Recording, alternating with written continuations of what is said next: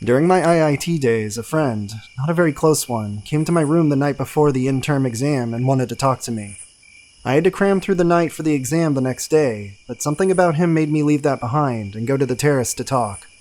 He then launched into a discussion about his life and how he was reevaluating things. Again, my natural impulse would have been to ask, "Can't this wait one more day?" But we sat down and talked till the next morning. 3 weeks later, I realized that he was on the verge of getting probation for poor performance. He fell behind in some courses, gradually improved that performance, and is doing very well in life today. Nearly a year down the road, during my last few months at IIT, he told me one day that he was preparing for suicide that night in his own room. For some reason, though, he decided that he needed to talk it out before ending his own life. But he was also sure that given the exam time, no one would give him the time to talk. Had you not talked to me that night, I wouldn't be here. I still smile every time I think of those words. He was still struggling academically when he told me about all of this, and his life hadn't improved at that time. There was no fairy tale ending. But I feel incredibly happy that I actually saved someone's life. I didn't have to invest much, but I do feel incredibly happy about it.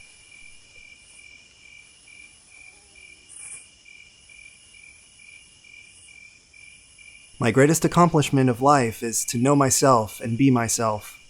In my younger days, I used to be like the people who are considered to be successful. However, soon I realized that there is no formula for success, and everyone succeeds in their own way.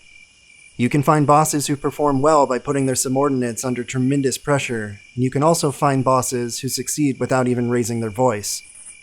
We admire Mahatma Gandhi, who practiced nonviolence, and we also admire Bhagat Singh, who was a revolutionary. There is a place for everyone in this world.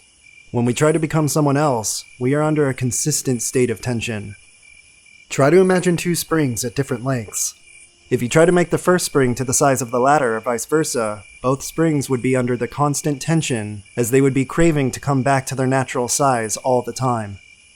We're like these springs. We're comfortable being ourselves. If we live the life of any other person, we can't be comfortable. I've tried to discover myself, and then redefine success and joy for me. If I love reading and writing, I do not withstand what other people think about it. I don't force myself to imitate anyone or please anyone, or to win any favors from them either. I don't bother if others consider me successful or happy, as long as I am able to be that myself and do the things that I like to do.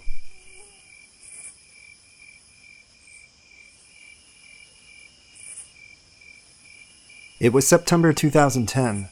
I had a 104-degree fever and platelets were down to 48,000. Doctor asked my parents to admit me as soon as possible. It was a severe case of dengue. I had my interview scheduled at 3 p.m. in the Gurgaon office of S&P Global. I had cleared 4 tough rounds already, 15 days back. Even standing was difficult for me because of the severe body and backache. Also, Gurgaon was 35 kilometers away. My parents asked me to drop the interview and go to the hospital instead, as life is much more important than a career. Not going was the best option, but I was in an extreme dilemma because I had a secret which my parents didn't know. I desperately needed to be independent from my father's business, because I belonged to a traditional Jain business family, and the love of my life was Punjabi. I knew my parents would never accept her with open hands and would pressurize me to take a step back. It was so important because living without her was not an option. If I could imagine my life, she couldn't be missing, otherwise no life was a better option. I got out of bed with the help of my brother, who knew everything and supported me. I bathed and got ready by 1 p.m. and asked my parents to take me for the interview. They hesitatingly accepted my offer. While we drove to Gurgaon, I fell asleep in the back of the car. We reached by 2:30 p.m. My father and brother took me to the office on the 9th floor. They were not allowed inside, so I went alone. The desperate need and love forced me to forget the misery and appear healthy. The only other person selected from my college, one of my friends, was already there, so we shook hands. She just stared at me and asked why my hands were so hot. I said, I am hot. She nodded in irritation and said, "You have a fever, don't you?" We both sat on the comfortable sofa and she started preparing for the interview. I couldn't study, so I sat silently. It was 3 p.m. and we had to wait until 6:30 p.m. for the interview because the managers were so busy. These were the toughest 3.5 hours of my life. My parents were upset and kept visiting me to ask me to go back, but I had the target in mind. Finally, I was called inside for the interview. A panel of 3 managers were sitting there. I had low energy, so the best option was not to get too excited and answer everything soberly. It was a 25-minute interview, and my back and head were aching continuously. The fever could not steal the confidence level, though, and after a wait of 15 minutes, I was told that I had been selected for the final round with the director along with my friend. The partial and unexpected success helped me regain some lost energy. Now started the round with the director. I had an idea that he would intentionally try to be rude and check my patience level, some selected seniors told us. He asked me several tough questions, not from finance, just general questions, and I tried to answer with whatever I could, but till then, I had no patience and my energy level was gone. He told me that I appeared dull and uninterested. I simply told him that I was just staying calm. At first I thought to tell him that I was suffering, but then decided not to tell because sympathy can't make you a winner. In the end, from what I could see, he was a bit confused from me, but finally shook hands with me and asked me to leave. When he touched my hands, he just stared at me once and looked at my red eyes, but didn't say anything. I was not 100% sure, but from what I could see in his eyes, being a senior director and an experienced professional, he decoded the actual situation. After 10 minutes of waiting, I was asked to go back. I don't remember much after that, and I was straight away taken to the hospital. I was released 2 days later when my platelet count increased. One day after being back home, I was resting and lying in bed. Suddenly I received a call from the placement coordinator. Here's the conversation. Hi, Anubhav. Hi, ma'am. Why are you not coming to college? I have a fever, ma'am. Once I get well, I'll bring some medical certificates. Okay, take care, but why didn't your interview go well? I expected you to perform your best. And by the way, Juhi, my friend, has been selected. Ma'am, I couldn't help it. I have a severe case of dengue and couldn't perform well. But you could have told me. I would have requested them to shift dates. I thought it would not have been possible, so at least I should give my chance to it. Anyway, you've been selected too. What?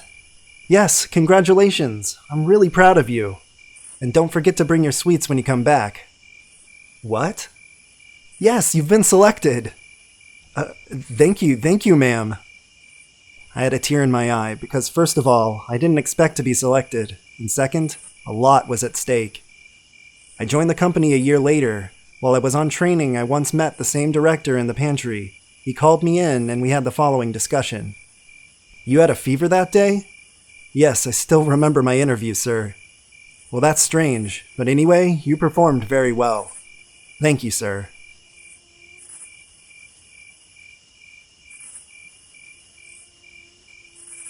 Eric was born gorgeous. At 16, Eric had long blonde hair, a smile that could melt the coldest of hearts, and a body the gods were jealous of. Eric represented perfection in my eyes. My brother Eric and I were raised by a single mom, our mom. My mom has 4 sisters and countless female cousins. That gave Eric and I a very deep appreciation for the challenges all single parents face. Eric is my only sibling and my younger brother by 2 years and 9 months. At 40 years old, the small age gap no longer matters. At 11 years old, though, it made all the difference in the world. Born into dysfunction and raised by a parent who struggled with addiction, we found ourselves exposed to adult problems early, and often. Mom's boyfriends were what we swore we'd never become. The first time we fought back, Eric was 9. Garrett took a shot at my mom in our kitchen. I was next on the hit list and fell easily. Before he could raise his hand the third time, Eric charged from the back door straight towards him. My kid brother lifted a 6-foot man that I thought was going to kill me up into the air and launched him through 2 pantry doors. That would be a turning point in the lives of 2 brothers. One by one, in short order, we would take Mom's boyfriends out and keep her single for years. If my instigation and manipulation wasn't enough to chase them away, Eric used brute force. We were a formidable team. Our blood ties and history made our relationship strong, unbreakable. Throughout our teens and 20s, we did everything together. Every job we worked was together. We lived together and dated sisters together. We thought our way through troubles, and when that didn't work, well, the brute force did. Eric was and is the man I most admire. He's a part of me, and we're a part of each other. We started shooting dope together somewhere in our 20s. 2 or 3 years ago, we were both trying to kick. I invited him over to my apartment one afternoon to plan a birthday party for our mom. We talked, had a nice dinner, and just caught up. Trying to kick dope and kicking dope are two different things. Trying means we were still shooting, but knew it wouldn't last forever. We copped a few bags and made arrangements for him to stay the night. We each shot a bag, and I watched as the life drained from his face. His bright, beautiful smile slowly fell as he slumped forward. I knew what was happening. At that point, I had plenty of experience with death. I didn't panic in the sense that I was frozen, but I was clearly scared. I checked for a pulse that I knew wasn't going to be there. I immediately called 911 and began CPR. It was almost 10 minutes until rescue personnel would arrive. When I was relieved by mid-techs, I broke down in tears. Eric was taken to Pottstown Memorial Hospital, and I was right there with him the whole time. After about 6 hours, Eric came to. He knew he had overdosed in my apartment. Eric never shot up again. I was, and am so proud of him. The police interviewed him while he was at the hospital and told them what had happened, that I saved his life. Last year, I quit shooting dope, and we finally talked about what happened that night. I told him that saving his life was the best thing that I ever did. He slowly cracked that beautiful smile, the one he has me to thank for, and said, "I kicked Garrett's ass when he tried to kill you. I guess we're even now." I couldn't believe it. My little brother was still putting my ass in check.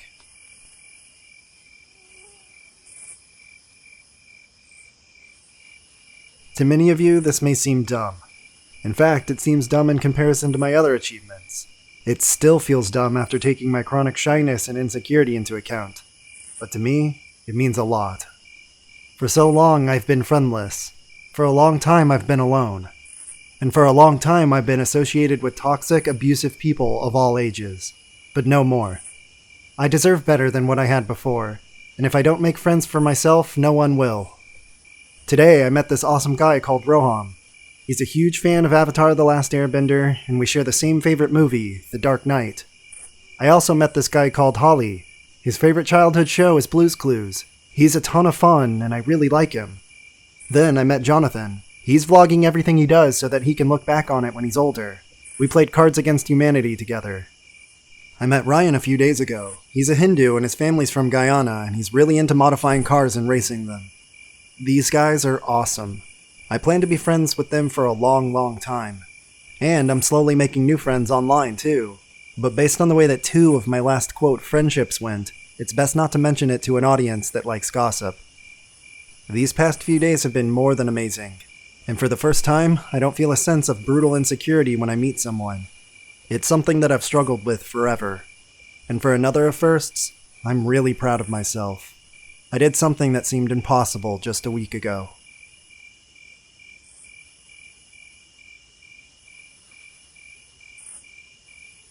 I'm proud of my survival skills.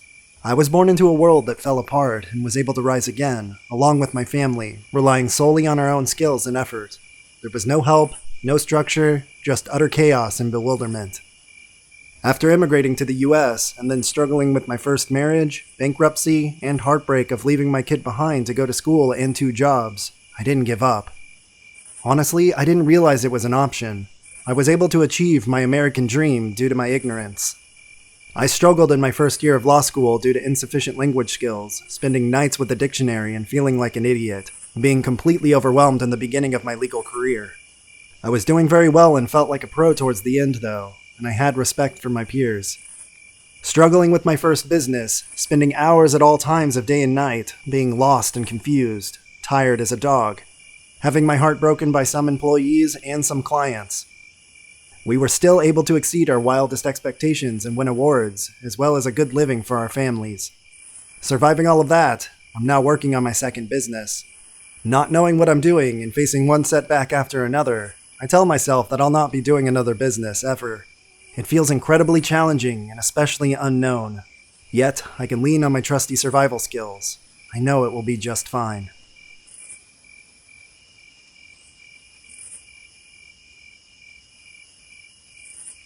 This happened to me in Bangalore.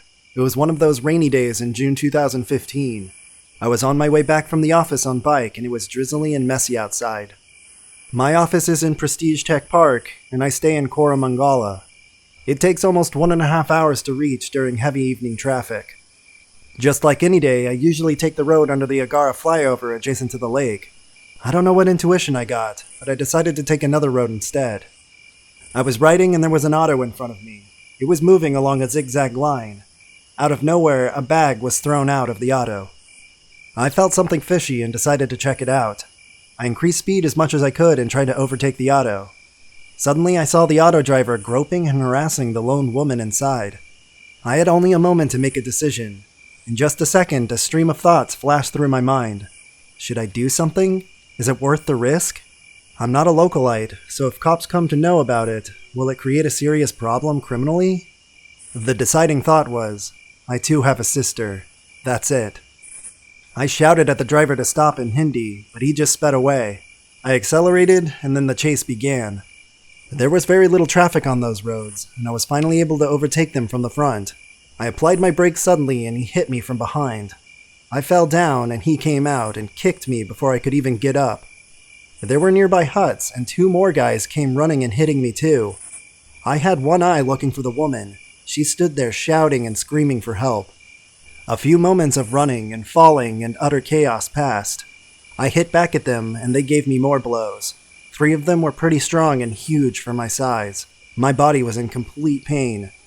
I shouted at the lady to run towards the main road for safety and get some help, but she was too scared to do it. Out of sheer luck, or God's grace, or a miracle, 2 military soldiers happened to see the brawl. There was a military post nearby. They came and started hitting the goons. The goons ran away after looking at their uniform. One of the soldiers knew Kannada. He dialed the cops and they arrived after 10 minutes. We were able to retain one of the goons as he had fainted. The lady told us that the auto guy stole her gold chain by threatening her with a knife. She got scared and tried to jump, and that's when her bag fell down and the driver started sexually assaulting her. She was shivering and in tears.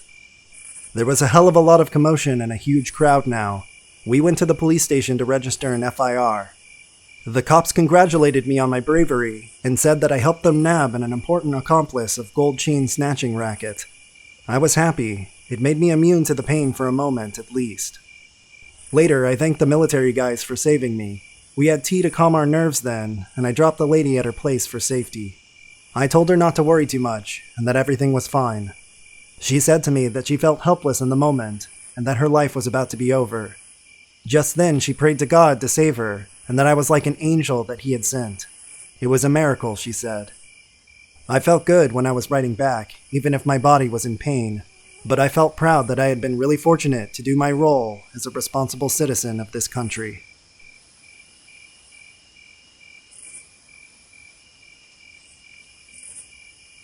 The bell rang, and my order was here. I opened the door and received the parcel from the delivery boy. The app had notified me that his name was Rehan. As my usual tradition, I said, "Thank you, Rehan. Would you like a glass of water?" To my surprise, first he smiled and then he started tearing up. I was taken aback. I invited him inside to sit and handed him a glass of water. Once he looked relaxed, I asked him, "What happened? Is everything okay?" He said, "Sir, I deliver at least 15 orders every day, nearly 6 days a week. Not one person addresses me by my name, let alone offers a glass of water.